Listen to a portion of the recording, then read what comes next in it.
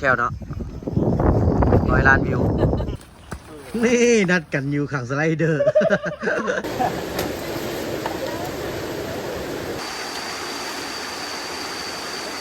กูนี่อีปีเจ็บไหลพักกินข้าวแล้วโอ้ยุงตัวนี้เรียบร้อยโบแมนสบายดีวันนี้ทำมาย่างปลาหาด่างตาสาวา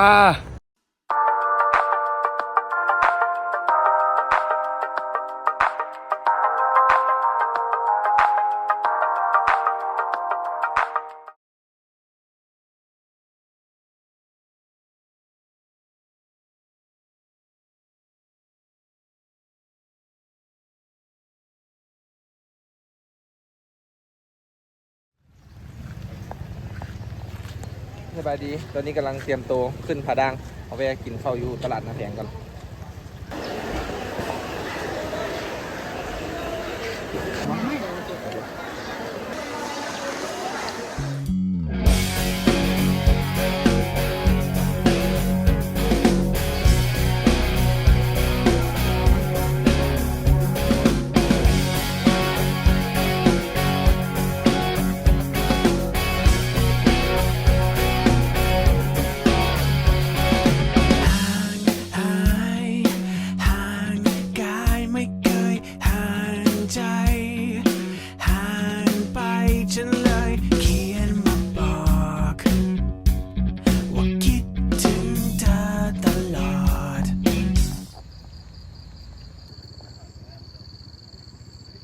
เช้ามื้อนี้วันที่21เนาะ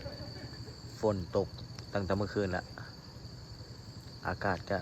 ดีอยู่แต่ว่าฝนมันตก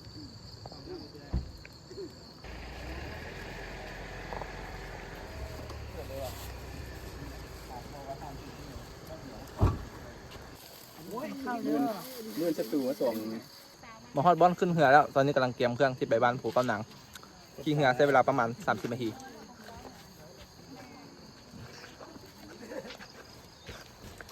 ไปลงไป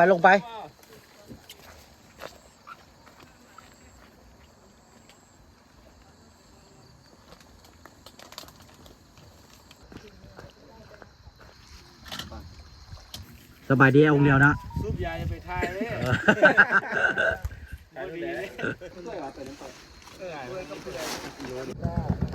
ได้มากับโซนี่อีกครั้งมื้อนี้นี่ดีแล้วก็มาไม่เป็นไรครบรอบปีนึงขอบใจเนาะโซนี่ที่ตัดสินใจอย่างเด็ดขาดในวินาทีสุดท้ายสมเสยมากับพี่เต้ดีกว่าเลยขาละเก็บไว้เก็บเธอไว้ในดวงใจไปไหนก็มีเธอตลอดรักเธอหัวถึงบ่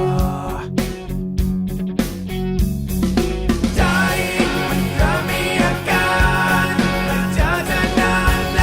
นมันเริ่มมีอาการเหมือนเดิมตลอดตามันเริ่มที่จะลายมันเป็นอยู่เรื่อยไปมันเริ่มจะเห็นใครเหมือนเธอหมดเอาฮอดบ้านผูกเก้านางแล้วแต่ว่าเราจะมาขึ้นทางท้ายหมู่บ้านเนาะเพราะว่าน้ำมันอยู่ต่ำเนี่ยเราไปบ่ได้ก็เลยต้องได้มาขึ้นอยู่ท้ายหมู่บ้านเครื่องยิ้วนั่นออกมาไป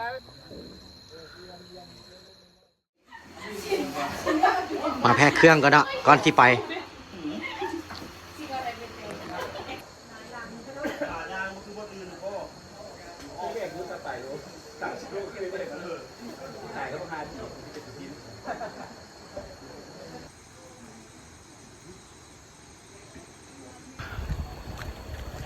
โอเค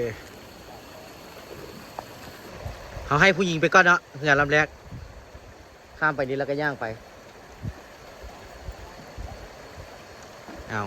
ข้ามไปนี่ตัวดิบ่ได้ไปไกลตัวคันเดียวที่ไปลงท่าเหือบนตัวดอกแม่แล้วทำยางไปน้ำค่อนข้างแห้งเนาะไหลมาจากตาดซาวาคุณปิ๊ก ย์แบบใดสเปรย์แบบใด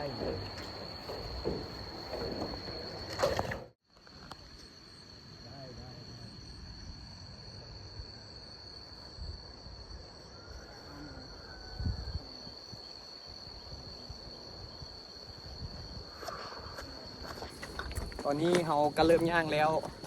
กำลังออกมาจากบ้านภูเก้านางแต่ว่าเพื่อผมที่เขาต้องเช็คงานก่อนโอเคเขาย่างออกจากบ้านภูเก้านางมาได้ประมาณ50 นาทีเนาะพอเดี๋ยวเขาพากันลงแหมาต้องย่างกันอีกต่อประมาณ7 ชั่วโมง เคพอเอาอะไร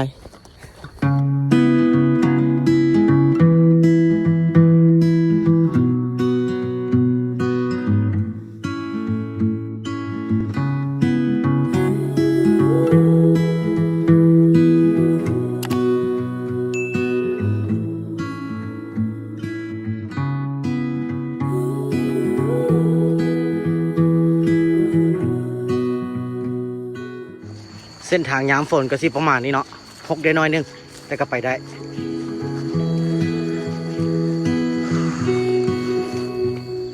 ผ่านป่าสลี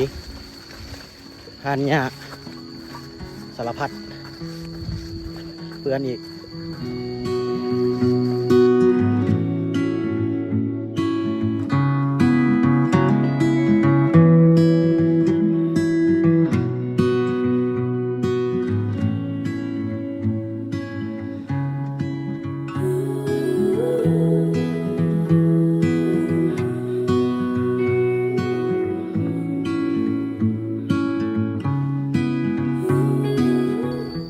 มาขึ้นมา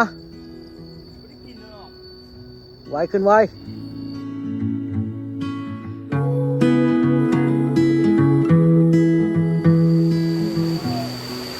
พอไหม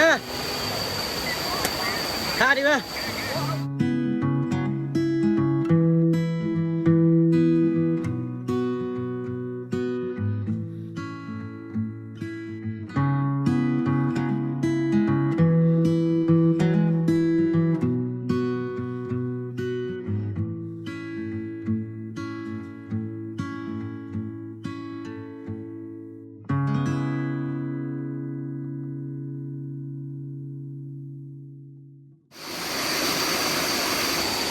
ไป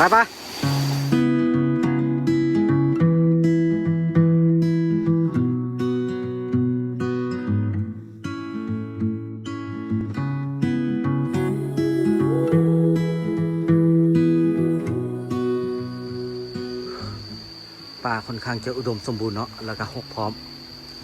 ยามฝนเนี่ยเทาเทวต้นไม้ใบหญ้าเขียวไปไก่ชอนบนกินข้าวกล้องเฮาเริ่มมัวแล้วเนาะ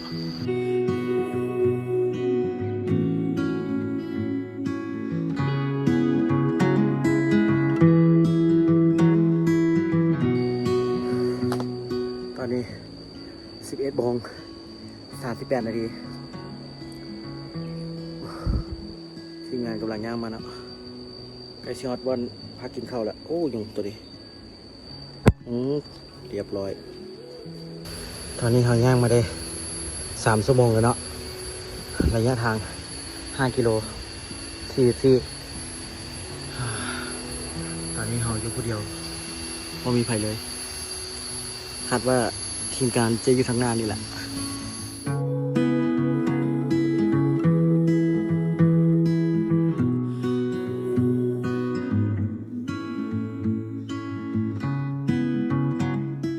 ย่างมาเจอลำธารโอ้ได้เพื่อนเขาเยอะดิ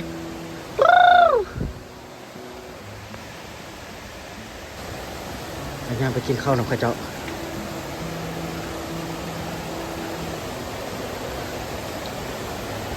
งามบ่สุดยอด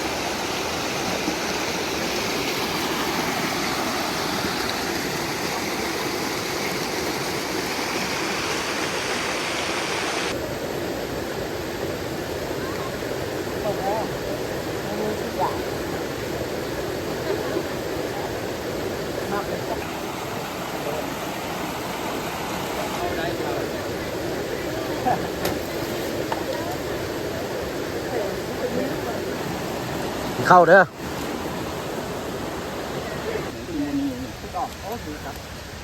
ใส่ปาก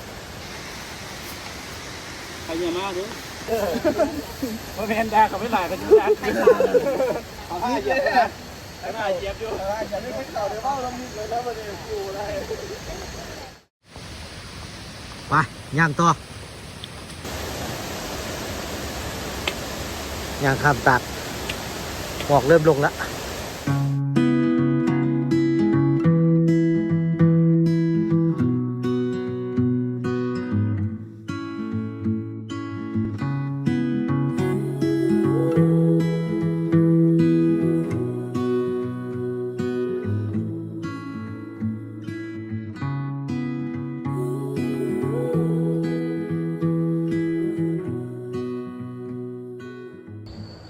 ตอนนี้ขึ้นมาสูงเติบแล้วบ่เห็นวิวเนาะ เห็นแตะหมอกขาวจั่วพาไปขึ้นไปก่อน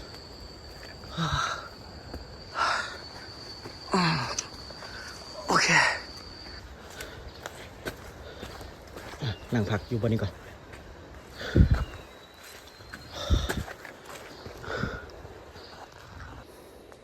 ถ้าพวกไอ้ใจเนาะ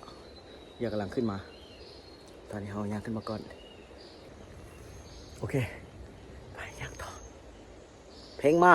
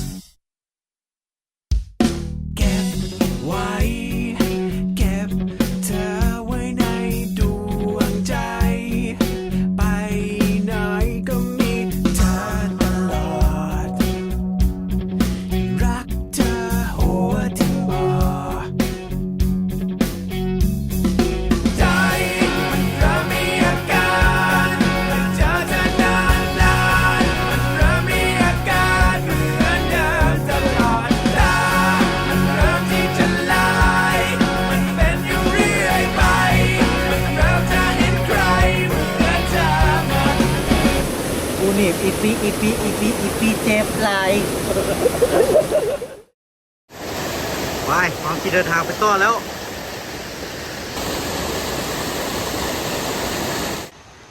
พบแล้วเนาะหมักไฟป่า สีกำที่ทำไอเต้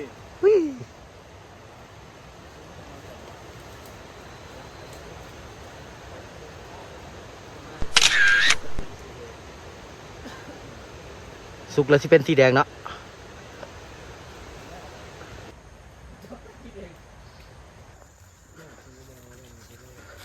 มัดลิบบินเด้องานชาเลน คือชิบริมาเด้อไอ้จ่าเด้อมีแต่ที่ออกเงินให้เด้อ กูก็มาส่องนี่กูกูก็จิไปให้กำลังใจอยู่ลงกูเลยชาเลนสั้นๆแล้วนี่กูบ่มาดอก เอา ขอใจซัพพอร์ต เชื่อซะนะ เดิน เดินเหินยากเกินที่จะห้ามใจเดินไปก็ยิ้มไปตลอด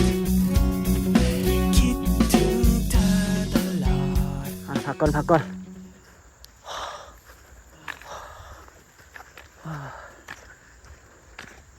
โอเค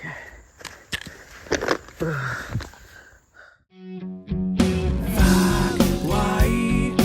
ฝากใจให้มันปลิวไปปลิวไว้ไปกับทุ่งทำนองรักเธอหัวทิ่มบ่อ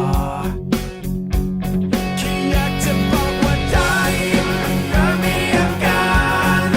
เจอเธอนานๆมันเริ่มมีอาการเหมือนเดิมตลอดลามันเริ่มที่จะลาย ไกลแล้วไกลแล้ว ไปขึ้นไปทีมงานเขาเนาะกลุ่มสุดท้าย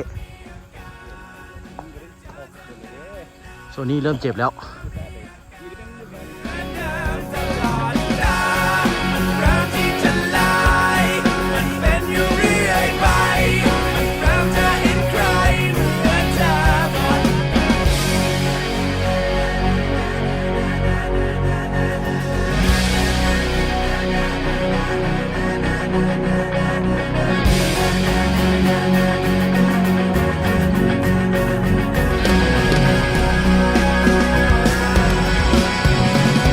ใจมันเริ่มมีอาการเจอเธอนานๆมันเริ่มมีอาการเหมือนเดิมตลอดเวลามันเริ่มที่จะลายมันเป็นอยู่เรื่อย เราใช้เวลาย่างมา7 ชั่วโมง20 นาที แล้วก็มาฮอดพิพูดี4 โมง 27 นาทีเนาะ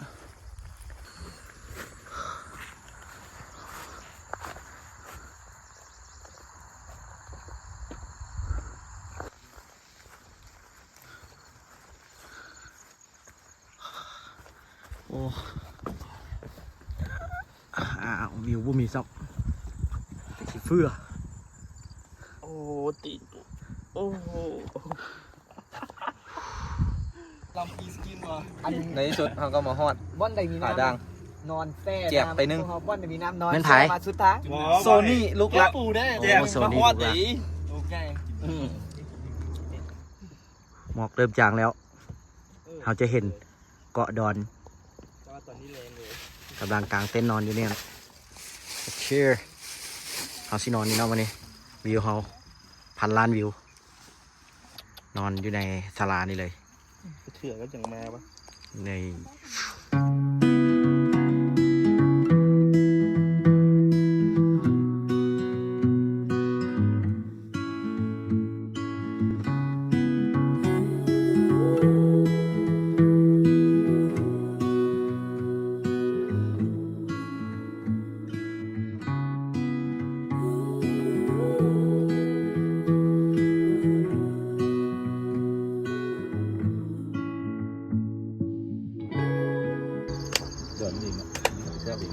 ดอนภูเวียง นี่คือดอนภูเวียง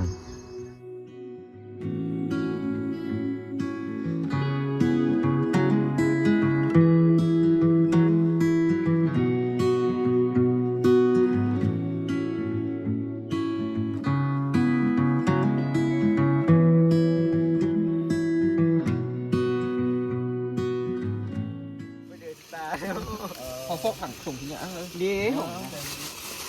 บุ้งถุงขี้อันนี้ โอ้เอานี้เอาเข้าใกล้ๆดูพอ วุ่นวายปานหม้อขี้คว่ำ65นี่วุ่นวายตลอด ได้แล้ว ใส่กูดิแม่พี่เต้แบกมาได้ เฮีย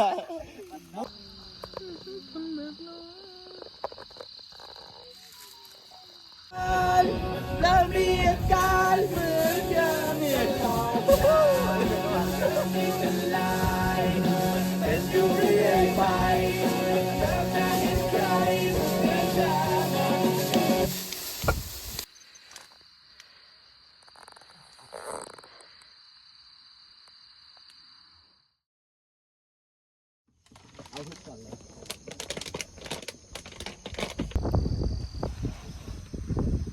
Good morning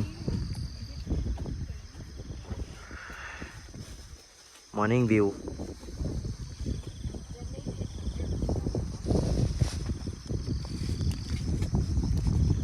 เมื่อคืนนี้นั่งกินเหล้ากันอยู่เนาะ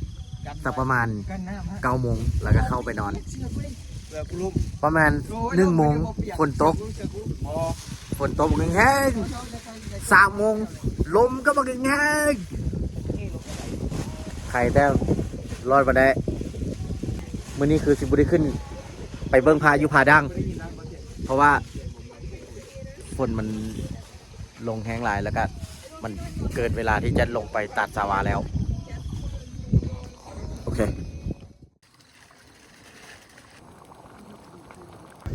วิวถูกแค่วเนาะ100 ล้านวิว ถูกแถวแบบนี้เรียลลิสติก ไม่ได้เห็นประตูเลย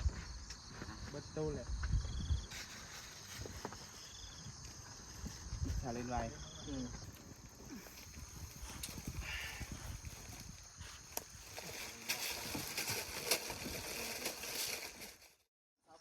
ตอนนี้ทีมเฮาก็ได้เกียมเครื่องกลับแล้วเนาะบ่แม่นว่ากลับดอกเฮาสิไปตัดสาวาเฮาสิลงทางไม้เนาะมื้อนี้ไปทางหัวตัดสาวาแล้วก็ลงไปเลย สกีมันของเฮาจีนแล้วละของคุณนะนี่ละ ตอนนี้เฮากำลังสิเดินทางกลับแล้วเนาะไปกันเด้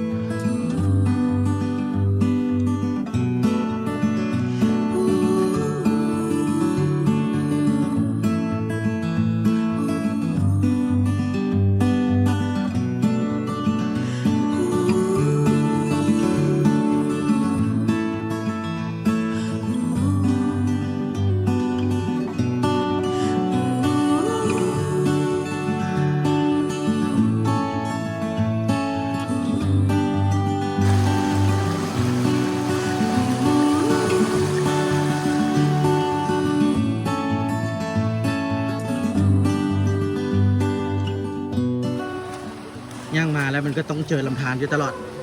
ทางนี้นะเนี่ยทีมงานเขาข้ามน้ำข้ามทะเลตลอดเลย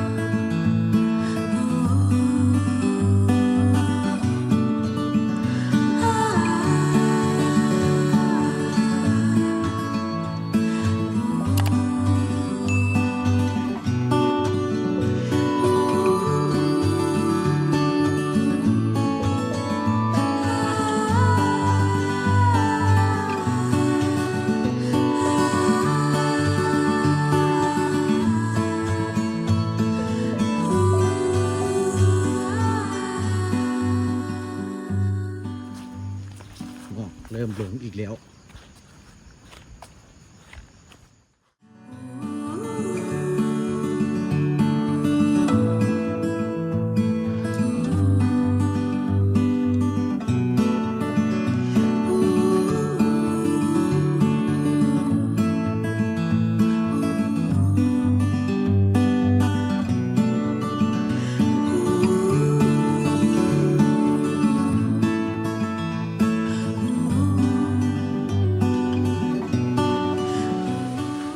ทางเขาสิลงไปหัวตาดสาวาเนาะลำธารอีกแล้วเนาะค่อนข้างง่ายตัวนี้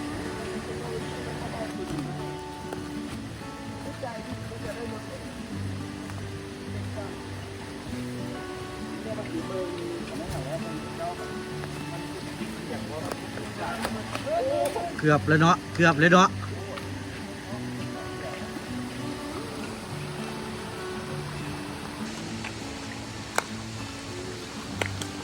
น้ำค่อนข้างใสเนาะโอ้คัก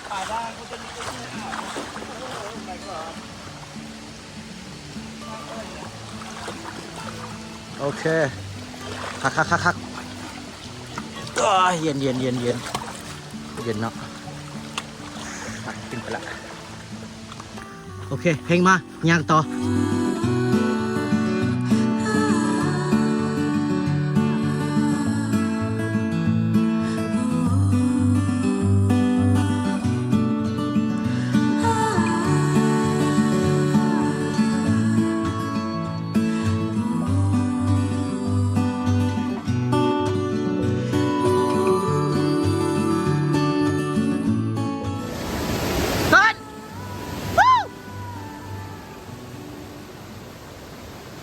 น้ำตกตาดสวา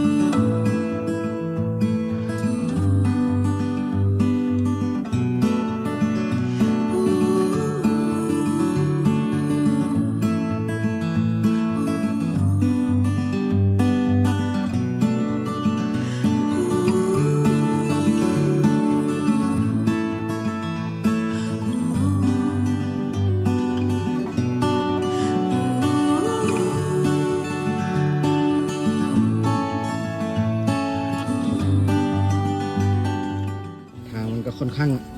ธุระกันดารนิดนึงเนาะผู้ใดที่มาทางนี้เด้อ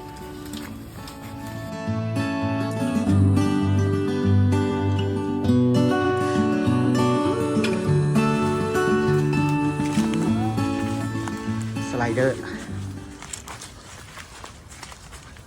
นัดกันอยู่ข้างสไลเดอร์นัดกันอยู่ข้างสไลเดอร์อะเด้งดึงอะเด้งดึงอะเด้งดึงอะเด้งดึงจำนี่นัดกันอยู่ข้างสไลเดอร์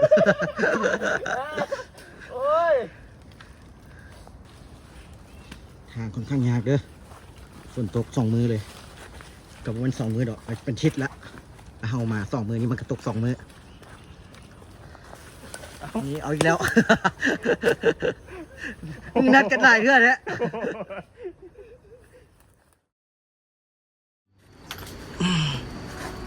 โอเคเส้นทางเลาะผาเนาะเส้นทางเลาะผาโอเคกินบ่ค่อยดีปะได้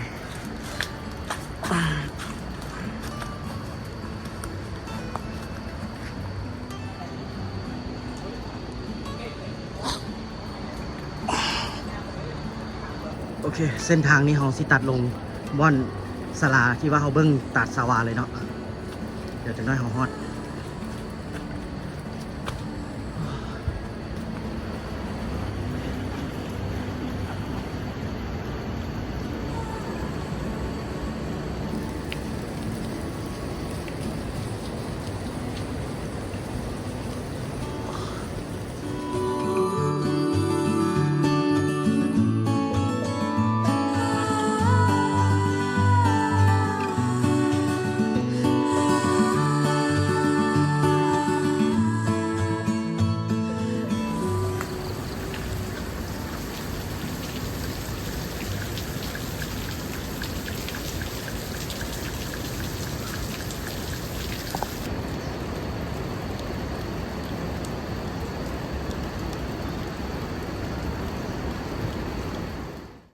โอเคในที่สุดเขาก็มาเข้าเลยเนาะตัดสวาแล้วก็บ้อนจุดชมวิวตัดสวาเดี๋ยวเขาสีย่างลงไปเนี่ยเห็นบ่ใกล้ๆนี่แหละแล้วก็เสียงดังๆยูฮันแมนตัดสวาเนาะมื้อนี้น้ำโคตรหลายเลยเดี๋ยวไปเบิ่งตัวจริงเขาใช้เวลาย่างมา3 ชั่วโมง 35 นาทีเนาะ8 กิโลเพื่อมาฮอดจุดชมวิวตัดสวา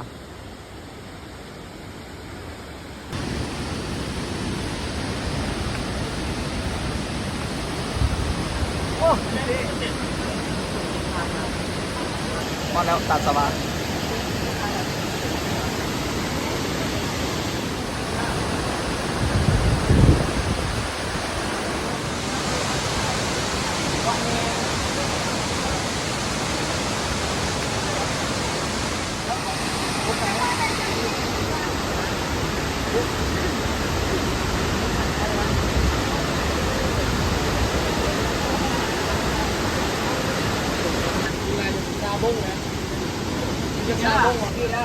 คนค่อนข้างหลายเนาะตัดสวามื้อนี้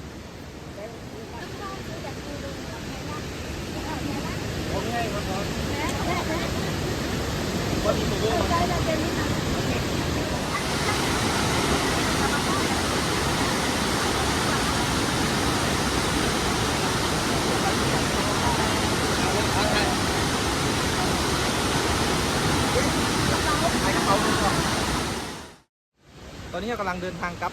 อีก5 กิโลไปกินต้มไก่บ้านได้คนเดียว ไปเนาะ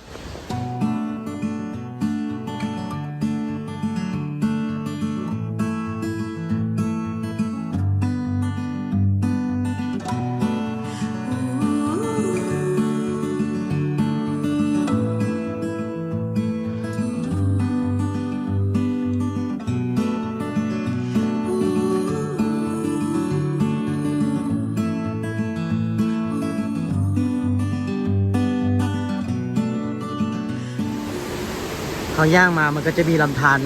ของตาดสวาเนาะไล่ไปได้ยินจะเสียงน้ำตกในตอนที่เราที่ฮอดตาดสวาน้อยแล้ว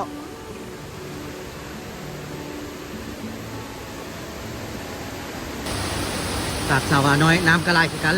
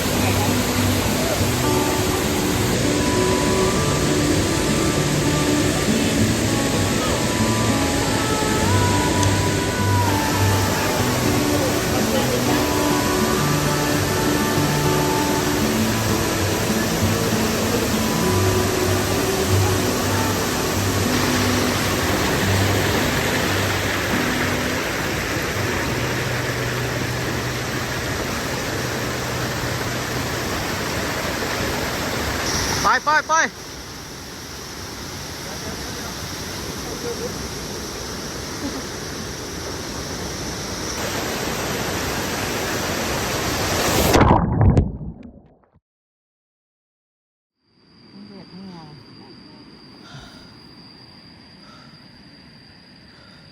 ตอนนี้4:16 นาทีเนาะเขาย่างมาเขาได้14 กิโล6 ชั่วโมง 38 นาทีใกล้ซีฮอดบ้านแอลงเลียวแล้ว โอเคเขาเป็นกลุ่มสุดท้าย เดินไปก็ยิ้มไปตลอด คิดถึงเธอตลอด ฝากไว้ ฝากใจให้มันปลิวไป ปลิว จบไปแล้วกับทริปยางป่าภูผาดางตาสาวาเนาะขอบใจสำหรับติดตามรับชมเนาะมาเบิ่งทริปหน้าเขาสิไปใส่เนาะบ๊ายบาย แค่